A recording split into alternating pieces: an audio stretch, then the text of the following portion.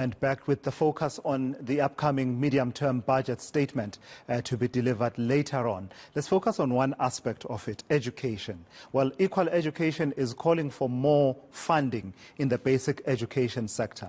Let's get the sense then ahead of the medium-term budget policy statement with the organization's Jane Borman. Thank you for joining us, Jane. And so the context in which we are talking is one where there was an increase of 4 billion rand year-on-year funding for basic education. But overall, if you look at it in the medium term, we were told that there were going to be these cuts.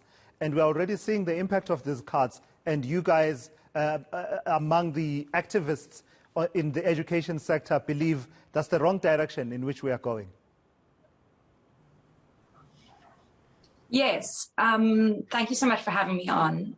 Basically, government has said that basic education is an apex or top priority, and we are wanting to see this reflected in the medium-term budget policy statement, which projects the budget for the next 3 years.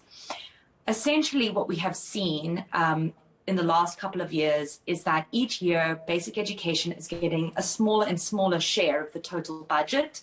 This is very, very concerning for us, obviously, because as a top priority, we should be rather seeing investment into the sector. So we are really hoping that in the MTBPS, we see that projections over the next 3 years, that basic education funding reflects the need in the sector. What is the impact, the lived reality of the projected cuts and some of the cuts that have already started? If I'm not mistaken, I think the figure we were working with was around 9 billion rand that was going to be cut. And provinces like KwaZulu-Natal were hardest hit. Yes, so unfortunately, COVID-19, because basic education wasn't deemed to be a frontline department, which is something that Equal Education has pushed against. But because they're not a frontline department, there were major cuts due to COVID-19, which are also projected cuts into the future. These cuts have had real-time effect on learners' experiences, specifically in school infrastructure, where we have seen that there have been repairs cancelled, new school buildings delayed or cancelled. And this obviously will have a short-term impact, but also a long-term impact on school infrastructure. Cuts also could impact the capacity of the Department of Basic Education and provincial education departments, which is obviously very worrying because we already struggle with sometimes a weak capacity in these government departments to actually plan and implement projects. So the effects of the cuts will be big and wide-ranging. And what reception are you receiving to the message that says, actually, let's do a 180-degree turn. Let's reverse these cuts, and actually we should be spending more on education, particularly basic education. I imagine that you've been lobbying for that message to get through as stakeholders. What reception are you receiving? Well, we have actually seen that during COVID-19 there was firstly, just I think as a society, a recognition, every family had children at home, having to study at home, having to be taught at home. And I think that really brought home the effect of what the school environment and also what schools provide for learners.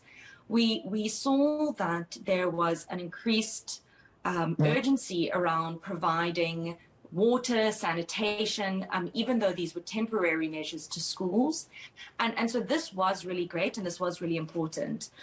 So we are hoping that even though basic education got cuts during COVID-19, we are hoping that the pandemic has really shed light on the importance of basic education and that government will recognize that we need to make sure that basic education has the resources to overcome any obstacles that will be happening in the future. And so we have actually seen a lot of government officials recognizing the importance of basic education and recognizing that investment is needed there.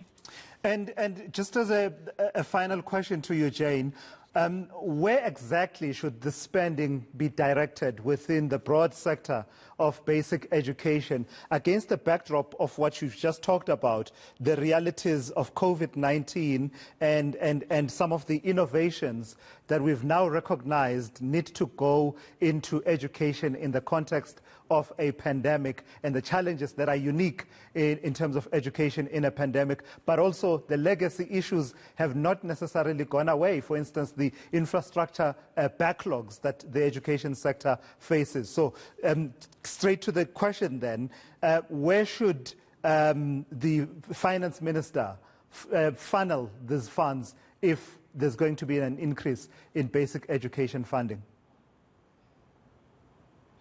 Well, and first off to say that, it is a complex issue and there are problems where money has been given to the Department of Basic Education and they haven't spent it or they haven't spent it properly. So it definitely is a complex issue. But one of the ways in which we can help build capacity to make sure that projects are properly implemented and planned is to make sure that there's enough funding to fill vacancies in the Department of Basic Education, making sure there's enough funding to fill vacancies of teachers at schools, which we've seen has been an issue during COVID, and also to make sure that, it's decades after the end of apartheid, and we are still seeing that many schools do not have the very, very basics, such as running water, electricity, toilets, and safe schools. So we also need to make sure that this needs to become urgent, and we need to put the money in,